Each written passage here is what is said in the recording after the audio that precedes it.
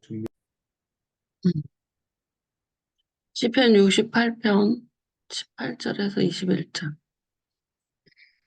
주께서 높은 곳으로 오르시며 사로잡은 자들을 취하시고 선물들을 사람들에게서 받으시며 반역자들로부터도 받으시니 여호와 하나님이 그들과 함께 계시기 때문이로다. 날마다 우리 짐을 지시는 주 곧 우리의 구원이신 하나님을 찬송할지로다. 셀라. 하나님은 우리에게 구원의 하나님이시라.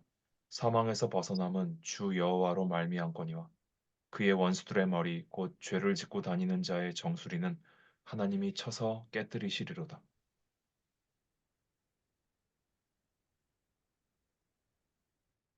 왜 인터넷이 끊기냐, 소리가? 괜찮은데요. 괜찮습니다. 내 소리 끊기냐고. 안 끊긴다고요. 응? 안 끊겨요. 안 내 끊겨요. 소리 안 끊겨요? 근데 왜 예. 소리는 끊기죠? 제 소리가 끊긴가요? 네. 예. 제가 문제인가요, 그러면? 잘 들리는데 소리도? 아, 그래? 이거 내게 끊기는 것 같아서. 화면이 와이파이 안 보여요. 아, 된다. 정욱이는 아직도 일하고 있냐? 예. 응. 18절부터 21절까지. 네. 음,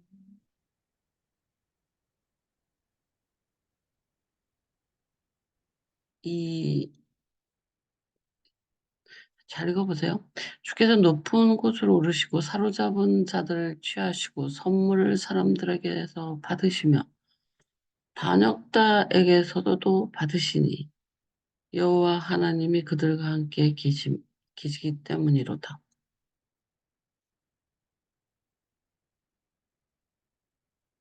이렇게 하고 날마다 우리 주를 짐을 지시는 구원인 하나님을 찬송하라. 하나님의 구원의 하나님이시다. 여호와로 말미암아 사망에서 벗어나고 원수는 하나님이 쳐서 깨뜨리로다. 이렇게 돼 있잖아요. 근데 여기서 임마누엘 그들과 함께 계심이다. 하나님이 그들과 함께 계심이다가 임마누엘이거든요.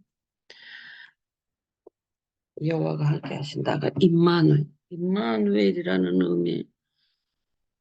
의미 의미는 약속은 일단은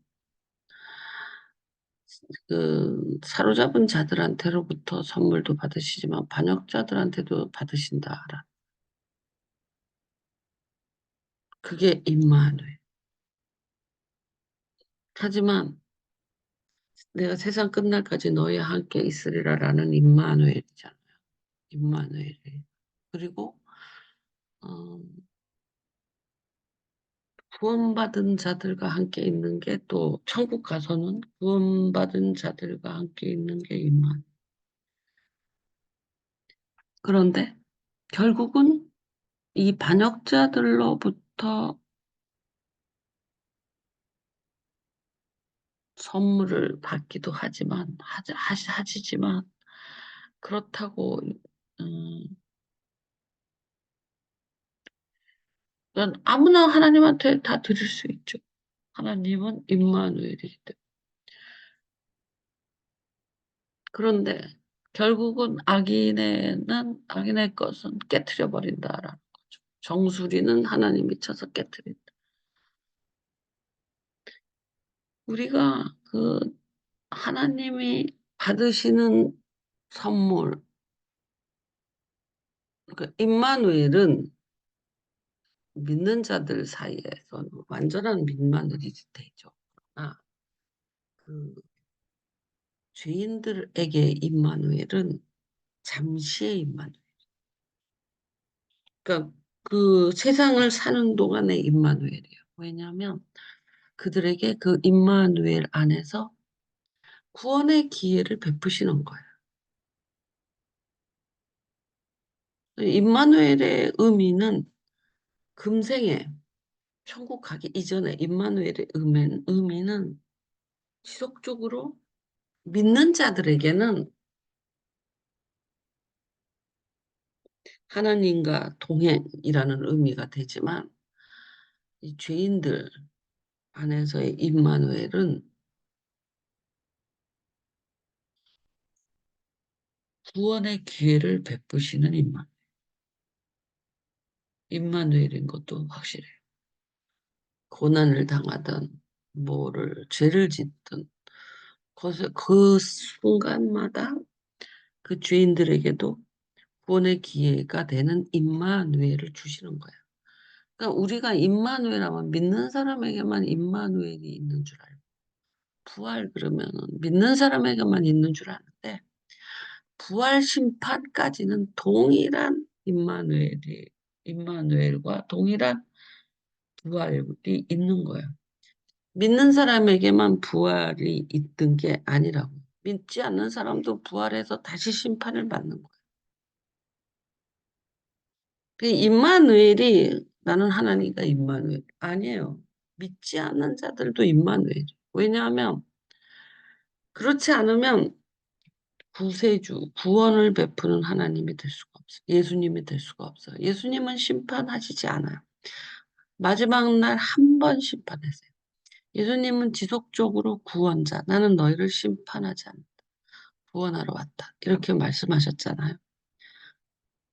근데 심판을 예수한테 맡기셨어. 그것도 사실이고 예수님이 우리가 살아있는 동안은 구세주예요. 늘 구원을 베푸셔요. 그러나 우리가 부활을 하면 그 부활 안에서는 심판주예요. 금생에서는 예수님은 항상 구세주예요. 믿는 자나 믿지 않는 자. 부활 후에는 예수는 심판주예요. 그래서 우리는 심판을 이기고 자랑을 하지만 죄인들은 심판을 받는. 그래서 불못에 들어가는. 부활은 믿는 사람에게만 있는 신앙이 아니다.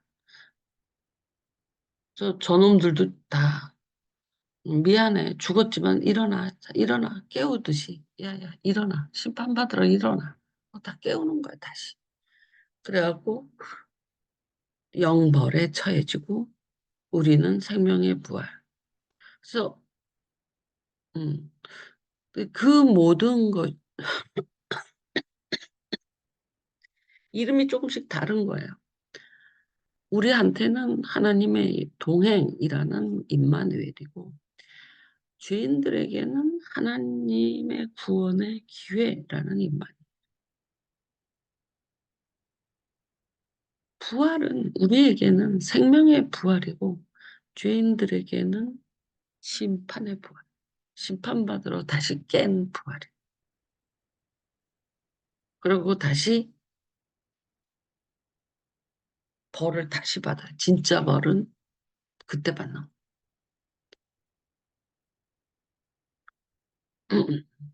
그래서 이제 예수와 동행하는 믿음의 사람들에게 있어서의 임마누엘이나 구원의 기회로 임마누엘 하시는 죄인들의 삶 속에서의 임마누엘이나 항상 어떤 기적이 일어나고 있냐면 우리 날마다 우리 짐을 지시고 계신다라는 거예요. 그러니까 우리의 죄악대로 우리의 인생을 산다면 우리는 오늘 죽어도 이상하지 않아.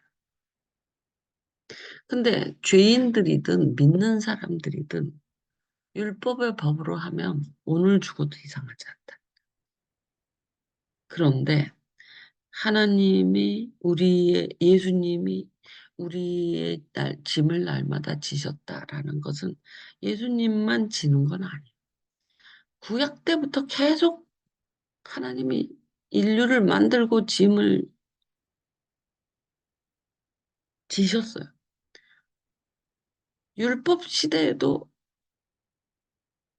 율법을 우리가 인식하고 감각적으로 인식하고 있다고 해서 하나님의 믿음의 법이 없어진 것도 아니고, 그래서 율법보다 아브라함의 믿음의 법이 먼저 있잖아요. 아브라함은 믿음으로 온 것이고, 그 후에 아브라함의 아, 아브라함의 자손인 모세가 율법을 만든 거잖아. 그러니까 하나님의 약속이라든지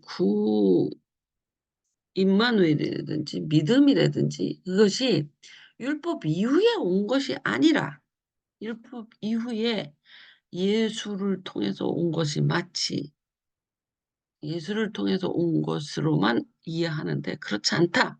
왜? 그 믿음의 법은 원래 하나님의 법이다. 그래서 아브라함 아래에서 이루어졌다. 율법은 우리의 죄악으로 인해서 세워진 것이지, 모학 선생처럼 하나님의 본심은 예수 그리스도의 복음이다. 근데 마치 성경을 읽다 보면 순서대로 율법이 오고 예수님이 오셨으니까 율법이 복음이 율법보다 늦게 세상에 나타난 걸로 생각하는데 그렇지 않다. 복음은 처음부터 나타났다라는.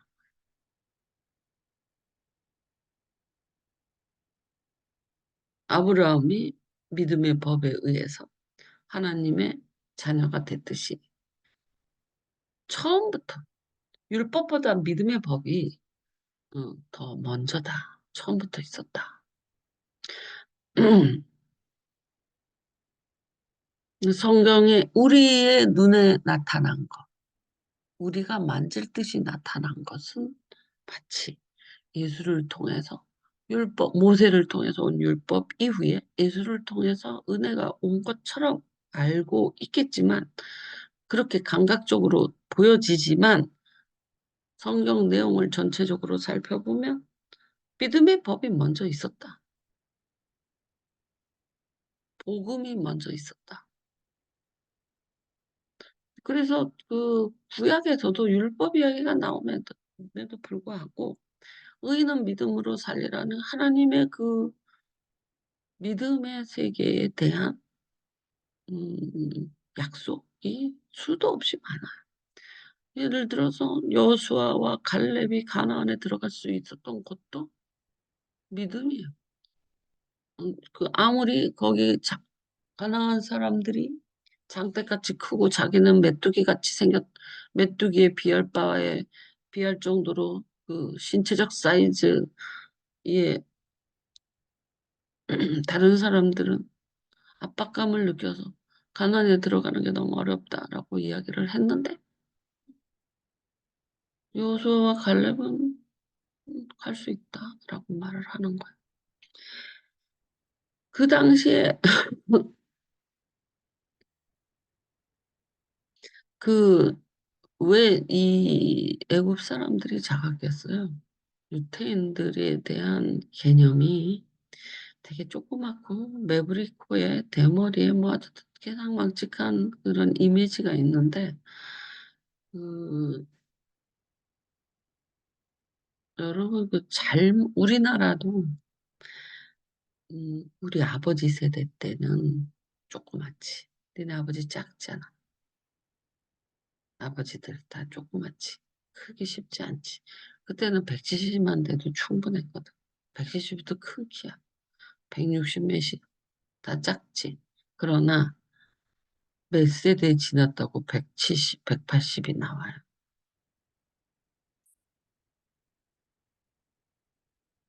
응? 김한솔 아버지 안에서 김한솔이 나온 게 이해가 돼. 무슨 뜻이냐? 이집트에서 출애굽했을 때 모세가 데리고 나온 사람들은 얼마나 자각했어. 노예 생활을 해서 노동은 진하고 먹는 것은 부족했을 거 아니야. 오직하면 하나님이 모세를 보냈겠어. 그 원성이 하늘에 닿았단 말이야. 그러면 사람들이 작아질 수밖에 없죠. 걔네 아버지, 우리 엄마 조그맣잖아. 그때는 보릿고개도 있었고 6.25도 겪고 먹을 수가 없었어. 그러니까 작은 거야. 근데 한 세대도 지나지 않아서 사람들이 얼마나 뚱뚱해지고 얼마나 커졌어. 김한솔 아버지하고 전쟁에서 만난다 봐. 그런 사이즈가 되겠어. 그러니 여호수아 세대는 모세와 여호수아는 애굽에서 진짜 못 먹던 세대. 그러니까 작았다. 근데 가나안은 젖과 꿀이 흐르는 곳이잖아. 그러니 그 사람들은 물산이 풍족해. 그러니 잘 먹었을 거야. 그러니 사이즈가 작지. 여러분, 북한의 군인들이 소년병 같잖아. 왜 그래? 못 먹어서. 그래.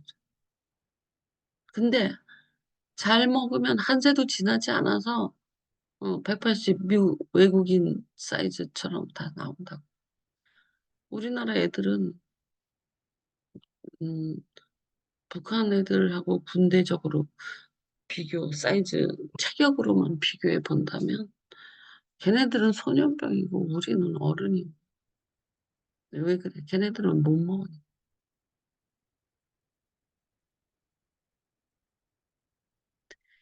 그러니 애굽에서 나온 사람들이 그 가난한 사람을 보고 우리는 메뚜기 같다라고 말할 수 있죠.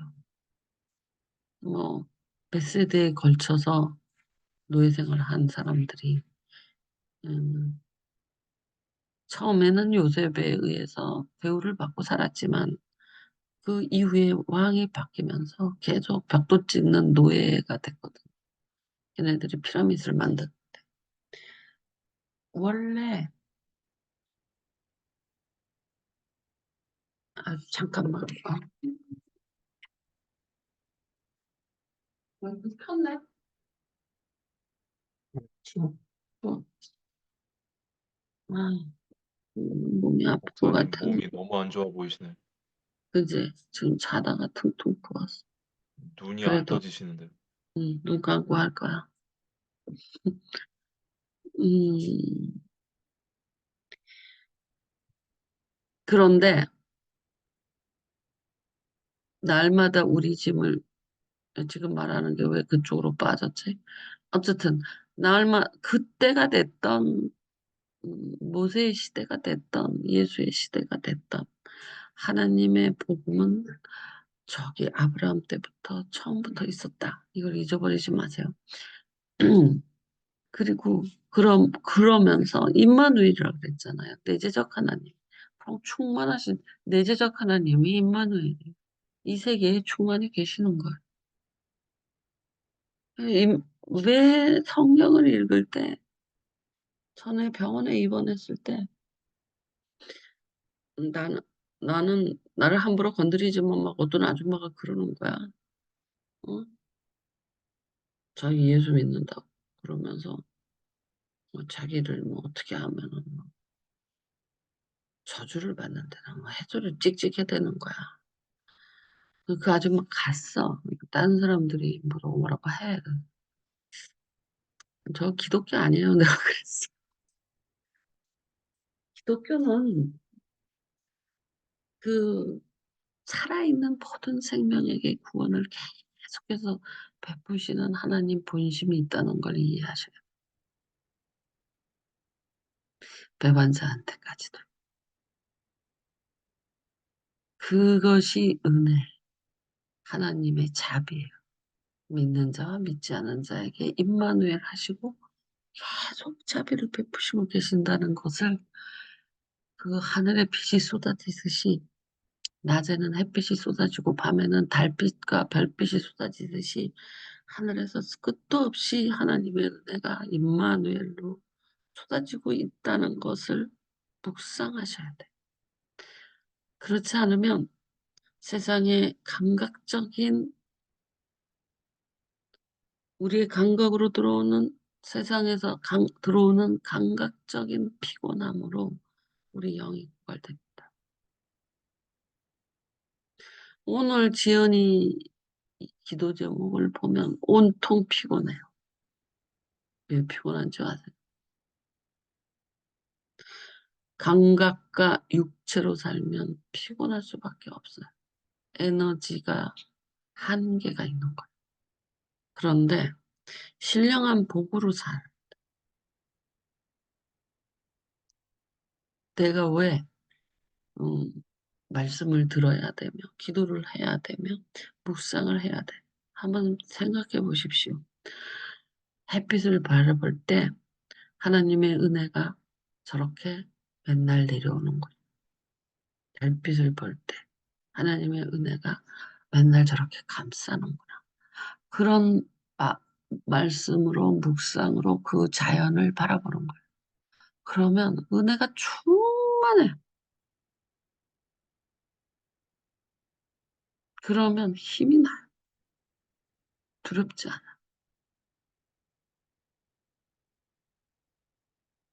그 충만함 속에 떠 있어야 돼. 거기서 일도 하고 먹고 마시고 해야 돼. 그런데 그런 충만함 없이 오직 육체로 이 세상을 부딪히려고 하니까 그냥 바가지 긁는 소리가 나는 거죠. 딱딱딱딱.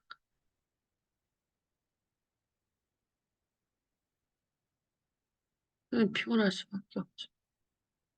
아무리 그보다 더한 일도, 산을 넘는 더한 일도 피곤해요. 피곤하지만, 음,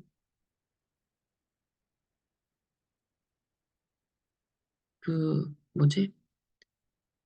하나님을 묵상하면 그 피곤함 중에서도 살아가시는 자에게 잠도 재우시고, 피로도 풀고, 일단 짐도 좀 덜어주시고, 등등등 많은 작용이 다방면으로 하나님 안에서 들어옵니다. 날마다 우리 짐을 지시는 주 이러시는데, 저 짐을 지시는 걸 어떻게 지시냐면, 어떨 때는 우리가 걱정하는 것을 걷어가지 마시고, 또는 우리가 넘어질 것을 조금 피하게 해주시고, 그런 것만 있는 것뿐만 아니라, 재우시는 것도 우리 짐을 대신 지시는 거. 나 요새 연락해자. 24시간 자는 것 같아. 이틀 동안 지금 이러고 자고 있어. 완전히 긴장이, 이제 난 저쪽에 신경도 안 쓰거든. 완전히 끝났어. 영지가 왔다 갔다 하고. 그냥 나는 먹고 자면.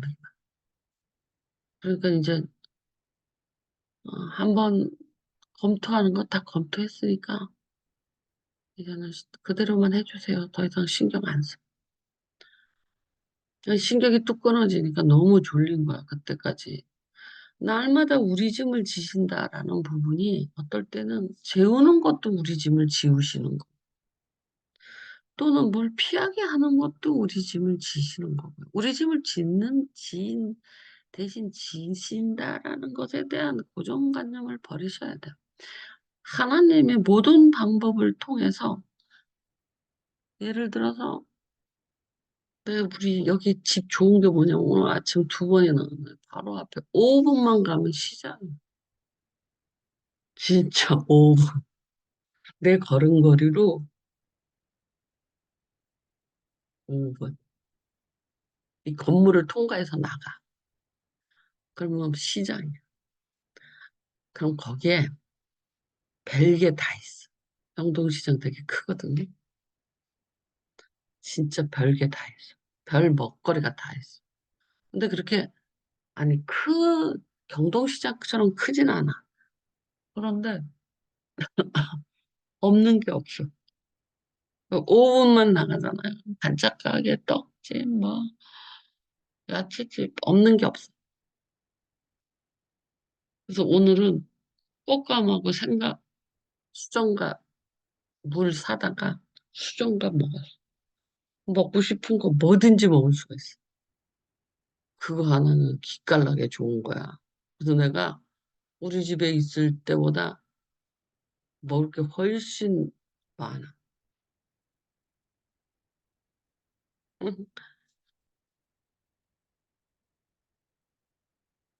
그러니까 아, 하나님이 내가 고생 연락이야. 도망갈라 그랬는데 어떻게 내 집에 가면 또 거기가 감옥이에요. 내가 지금 왜 이 난리가 나냐. 침대 붙여줘서 그래도 좀 편해졌거든. 그런데 침대 쿠션이 나한테 안 맞아.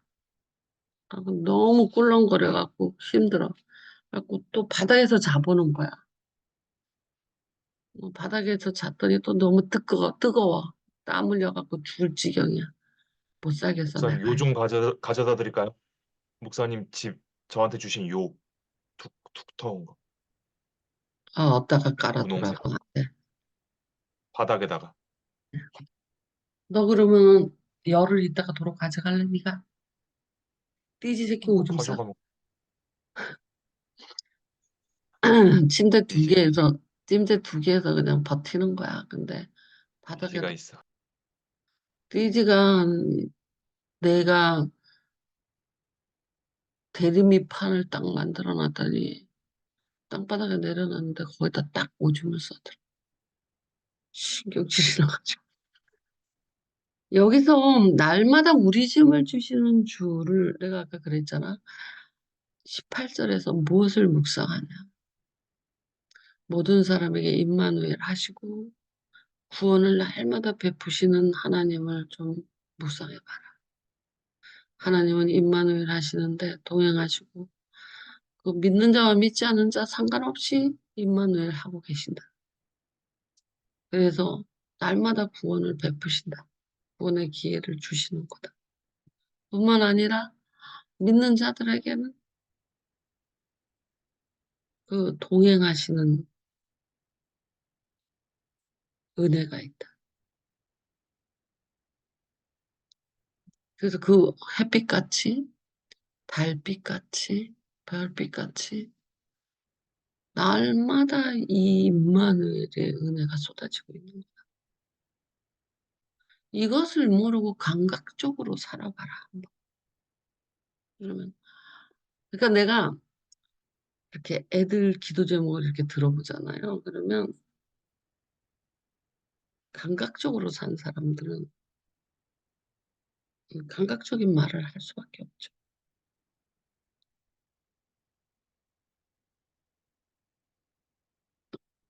맞는 말인데 감각적인 것으로 말을 하는 거예요. 감각적으로 받아들이고 감각적인 말을 하는 거예요. 근데 어쨌든 이렇게 음. 근데 이 감각적으로 세상을 사는 되게 지혜로운 것 같잖아. 왜냐하면 눈으로, 귀로 우리의 모든 외부 정보는 오감으로부터 들어오는 거지. 오감이 닫히면 외부 정보하고는 차단이 돼. 보지 못하고, 듣지 못하고, 말하지 못하고, 냄새 맡지 못하고, 감각, 터치, 이런 손으로 감각하는 거. 그 감각이 없다면 외부의 정보가 내 안으로 어떻게 들어와?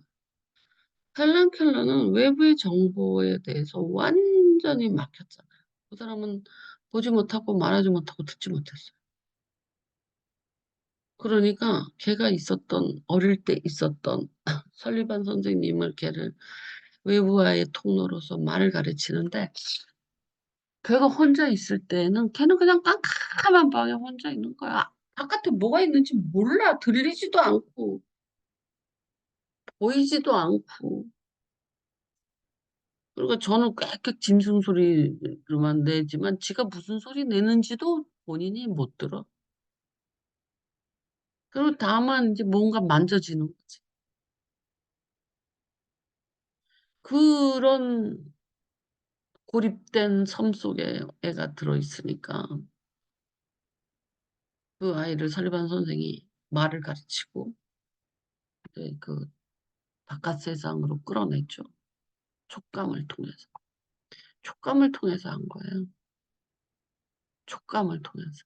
그래서 물을 만지고 제일 처음에 설반 선생이 애한테 물을 손에다 만지게 해. 그 다음에 그 손을 자기 입에다 갖다 놓고 워터 이렇게 해요. 그러니까 그 입을 따라한다 소리를 따라하는 게 아니라 입을 따라하는 거잖아. 같은 소리가 나요. 그래서 그 헬렌 켈러 녹음된 다큐멘터리 본 적이 있어요? 목소리 말이 좀 이상해요. 예, 일반적인 영어 같지 않고 좀 어눌한 이상한 영어 발음들이 조금씩 다 틀려. 맞다 뭐 이런 식으로 무슨 말인지 알겠지. 어쨌든 조금씩 이상해요.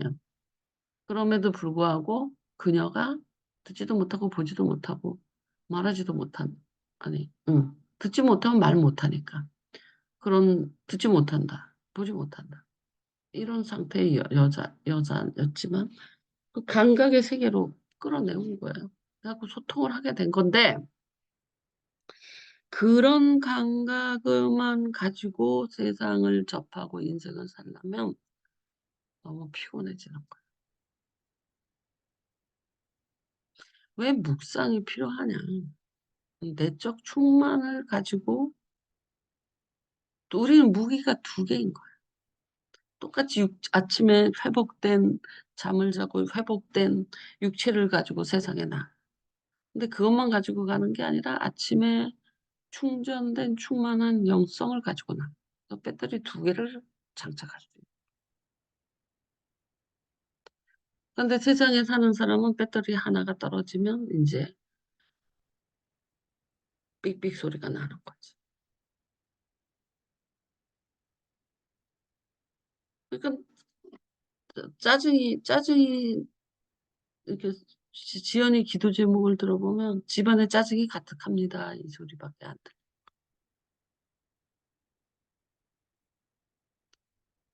그리고 왜 그렇게 됐냐? 집 사느라고 대출을 받아서 대출을 갚아야 되기 때문에 지연이가 일을 할 수밖에 없어. 그런데 우리 가정은 욕심이 없나 이런 또 헛소리를. 응? 아니 욕심이 없는 사람이 왜 피곤하겠어? 욕심이 있으니까 피곤해지는 건데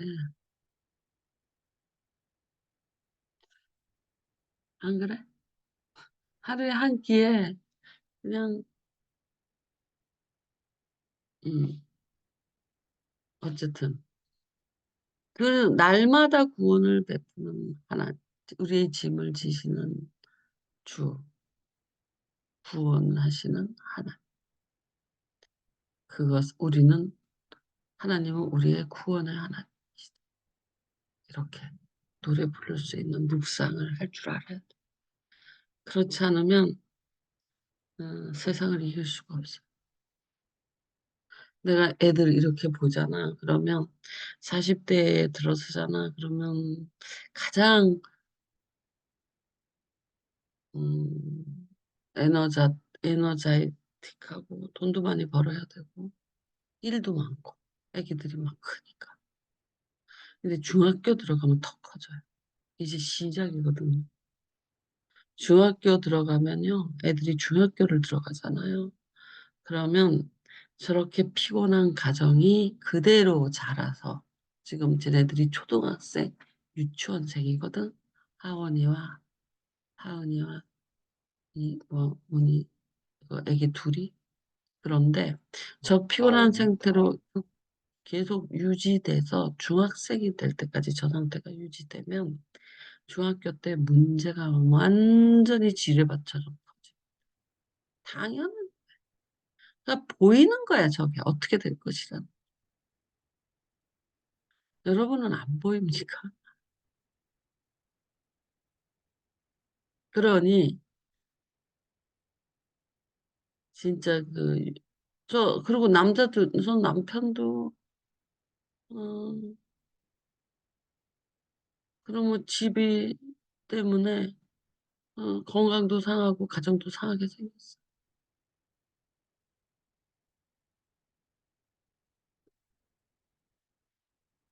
집이 워낙 비싸져 갖고 어쨌든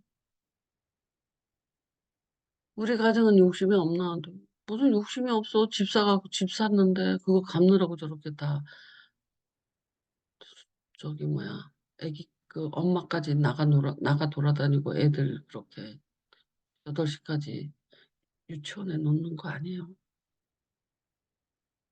남의 자식 케어하면서 지 자식은 또 다른 집 유치원에 놓는 거잖아. 근데 저건 지금은 뭐 그럭저럭 괜찮은 거 보여. 애들이 어리니까. 근데 저것이 서로 짜증하고 아무것도 받아줄 수 없고 뭐 서로 이러다가 애가 중학교가 돼서 문제가 생기기 시작하잖아. 그러면 그 짜증이 더 나는 거야. 남편도 꼴도 보기 싫고 부인도 꼴도 보기 싫고 너는 뭐 했냐? 그러고 너는 뭐 한 거 있냐? 서로 탓하고 그냥 나 지지고 볶고 큰일 납니다, 저거. 근데 왜 저렇게 됐어? 욕심 때문에 저렇게 된 거거든. 왜 쥐가 가정에 욕심이 없어? 집 샀잖아. 그거 갚으려고 저렇게 된 건데. 너 왜 저런 헛소리를 해? 제대로 보지를 또 못할 거야. 분별도 안 되고. 근데 감각적으로는 더 이상 할 게 없어. 저렇게밖에. 근데 감각적인 게 고갈되니 짜증이 나오는 거지.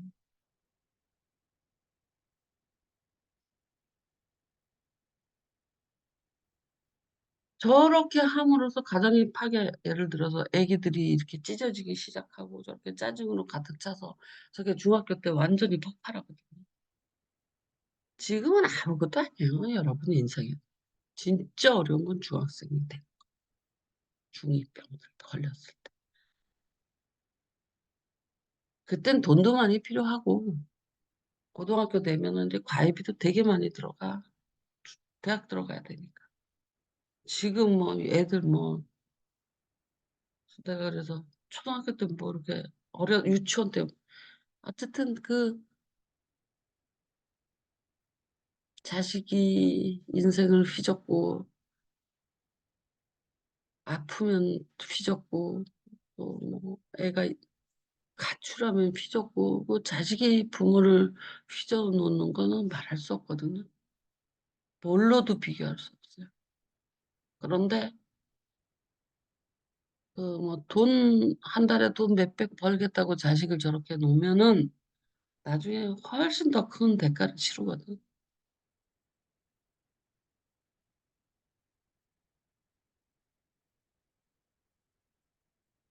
근데 옛날에 엄마들이 자식들 되게 뭐 못 가르치고 못 먹이고 했어도 다 효자, 바른 아이들 키워냈거든. 엄마의 사랑으로. 옛날 엄마들은 진짜 고생하시면서 사랑으로 키웠다. 자식한테. 자식이 학교 다니면 자기는 공부를 못했잖아. 옛날 엄마들이 뭐 한글도 모르는 엄마들이 되게 많았지. 그러니까 자식이 말하면 다 믿어줬어. 속으면 다 속. 그래서 우리는 엄마한테 참고서 한 5번은 타가잖아. 참고서 서너 번씩 타가지. 그래도 다 믿어주지. 그, 뭐, 사감이 친구들 장례식 몇 번씩 치렀을 거야. 다 믿어줘요, 부모들이. 근데 요새 엄마들은 안 믿어. 똑똑해. 훨씬 피곤한 거야. 믿어주고 울터리. 그치만 하나님이 우리한테 막 참견을 하는 게 아니야. 부모가 자식한테 막 참견을 하는 게 아니야. 하나님이 가만히 두고 보지만 임마누엘하고 계시잖아. 그리고 잘못된 길로 갔을 때 툭툭 한 번씩 치지. 경고성으로. 그 정도로 자식을 하나님은 우리를 그렇게 키우시잖아. 응? 그런데 부모가 뭐 돈이 많으면 많은 대로 막 뭔가 풍족하게 하는 거. 나는 전부 과한 거, 과유불급. 과한 것도 문제가 돼요. 모자란 것도 문제가 되지. 그걸 아셔야 돼. 자꾸 모자란 것만 생각하는데 과한 것도 문제. 너무 많이 보호하고 사랑하는 것도 문제야. 너무 많이 무관심하게 내팽겨주는 것도 문제지. 과잉 보호도 과보호가 돼서 문제야.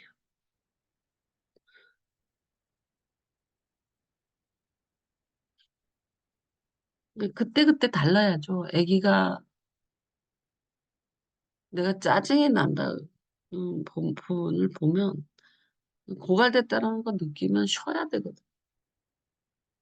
근데 돈 때문에 몸을 끌고 나가. 그럼 망하기 시작하는 거. 그 돈 버는 것보다 훨씬 더 많은 것을 잃게 돼요. 근데 묵상하는 사람한테 이런 얘기를 하면 뭐야? 내가 그래. 늘 안 들어도 되는 애들은 듣고 들어야 되는 애들은 안 돼. 그 진짜 문제지 않아. 그래서 더 가난해지는 거야.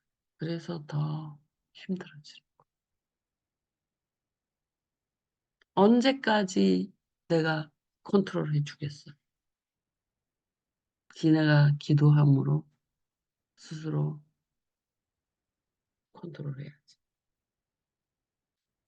그러니까 중간에 내가 왜, 야, 너네들, 올해는 너네들 다 한 명씩 나랑 내가 신방해야 되겠어. 만나. 또는, 근데 올해는 내가 신방 안 하잖아. 그 대신에 기도 제목 올려. 이걸로 했잖아. 이런 식으로 왜 그거를 이렇게 한 번씩 쳐보냐면 속이 골고 있거든. 지네들은 잘한다고 하는데 문제를 키우고 있다. 응? 나 언젠가 터지는 거야. 안 터질 것 같지? 터져요. 돈 갖고 해결되는 것이 아니에요. 돈만 갖고 해결되는 게 아니에요. 대단히 되게 지혜롭고 하나님의 사람은 이 모든 걸 감당할 수 있어요.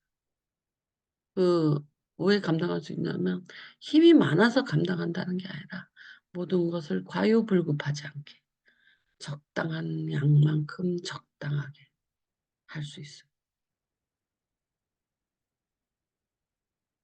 욕심이 원수라는 걸 알으셔야 돼요.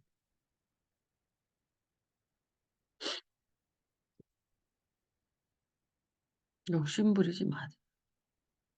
인도하시는 대로 가시는 게 제일 좋다니까. 자식한테도 정으로 쪼으면 안 돼.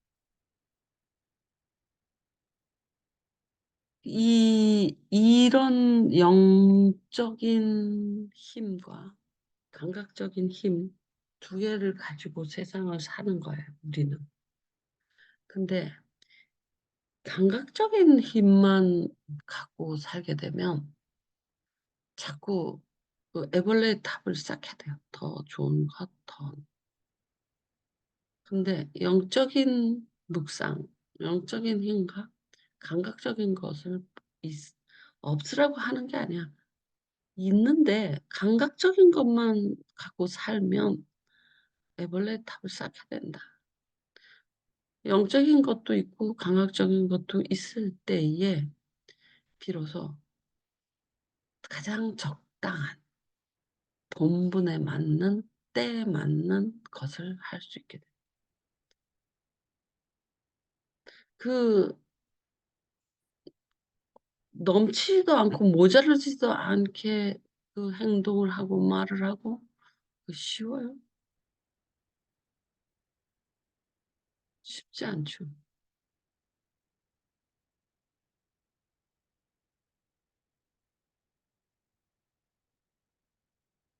얼만큼 보호해야 되고 얼만큼 내버려둬야 돼. 쉽지 않죠. 그런데 애들을 보느라고 기도할 시간이 없어요. 그러면 그건 감각적인 삶밖에 없죠. 과잉보. 내가 볼 때는 보상적 과잉보. 지가 일하러 다니니까 보상적 과잉보를 하기 위해서 기도 시간을 잘란다. 가장 어리석은 짓이. 여러분이 묵상할 줄 알아. 그래야지 영적 충만함에 들어가는 것을 알아. 말씀을 듣는다고 충만해지지 않아. 왜 내가 이 말을 하는 줄 알아?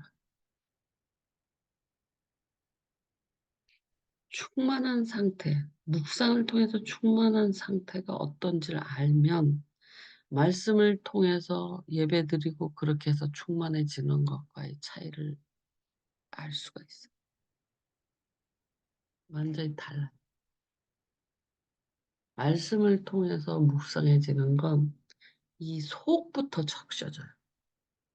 속에서부터. 충만함이라는 것으로 적셔져요.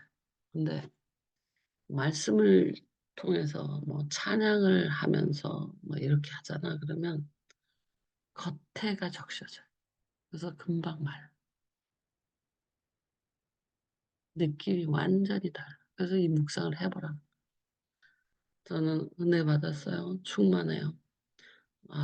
뭐 찬양 많이 불렀더니 충만해요. 그래도 그거는 세수한 것 같아. 물을 마신 게. 응? 그래서 그 세수한 거 금방 날아가잖아요. 그런데 묵상을 해보세요. 사실은 묵상이 막 10분, 20분 하지 않아요. 3분이면 좋겠. 근데 그 묵상에 들어가면 3분을 했는데도 1시간 한 것 같은 힘을, 뭐랄까, 적심을 느끼. 그리고 그 묵상한 상이 하루 종일 나를 붙들어. 제가 이렇게 표현했잖아. 나 지금 피곤해서 죽을 지경인데, 하나님이 은혜를 아니, 햇빛으로, 또는 뭐, 환경으로, 옆에 영동이라니까, 영동신, 뭐, 가진 모양으로 하나님이 임마누엘 하시면서 내 짐을 지시고 계시다. 어떨 때는 재우시면서, 어떨 때는 영동시장 옆에 살게 하면, 어떨 때는 영지가 와서 뭐 깔깔이. 하여튼 가진 모양, 아유, 박종욱이 찹쌀밥 해주라고. 그것도 하나님의 우리 집을 지시라. 에치! 진짜 감기 걸릴 것 같아. 몸이 너무 이상해. 오늘 감기약 먹고 잘 거야.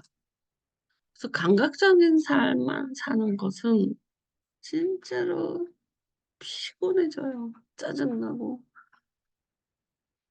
여러분이 이 묵상하는 삶을 살아서 2가지 배터리 2개를 갖고 살아야지 이 세상을 이길 수 있지.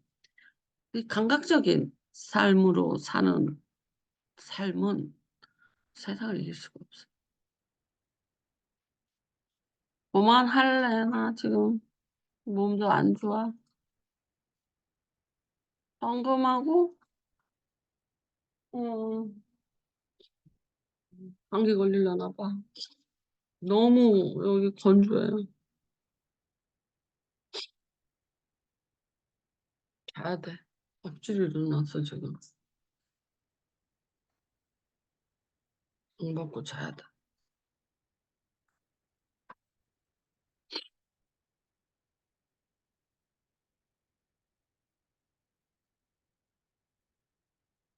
나 간다. 오늘 여기까지만 하자. 네, 수고하셨습니다. 수고하셨습니다. 쉬십시오. 감사합니다. 응.